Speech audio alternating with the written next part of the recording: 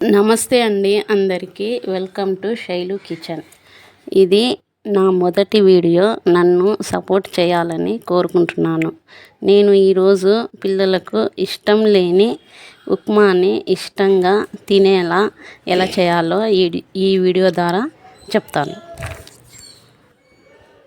ముందుగా స్టవ్ వెలిగించి బాండి పెట్టి 3 స్పూన్ల నూనె వేసి ఆవాలు, జీలకర్ర, పల్లీలు, శనగపప్పు, మినపప్పు, జీడిపప్పు వేసి లైట్గా వేయించాలి.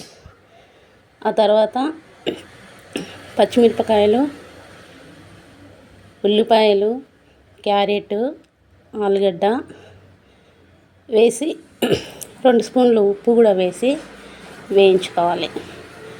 అవి ఒక 5 to 10 మినిట్స్ వేగాక మగ్గించుకున్న తర్వాత కొద్ది కరివేపాకు, టమాటా ఒకటి అది కూడా వేసి ఒక 5 to 10 మినిట్స్ సిమ్లోనే మగ్గించుకోవాలి ఇవన్నీ.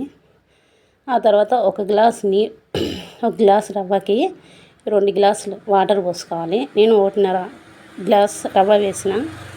ఈ లోపల పక్కన ఇంకొక పెన్నం పెట్టుకొని 1.5 గ్లాస్ రవ్వ వేసి దాన్ని లైట్గా వేయించుకోవాలి 5 to 10 మినిట్స్.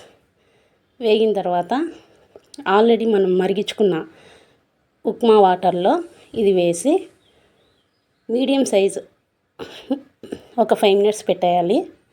తర్వాత మళ్ళీ సిమ్లో ఒక 5 మినిట్స్ మగ్గనిచ్చుకున్న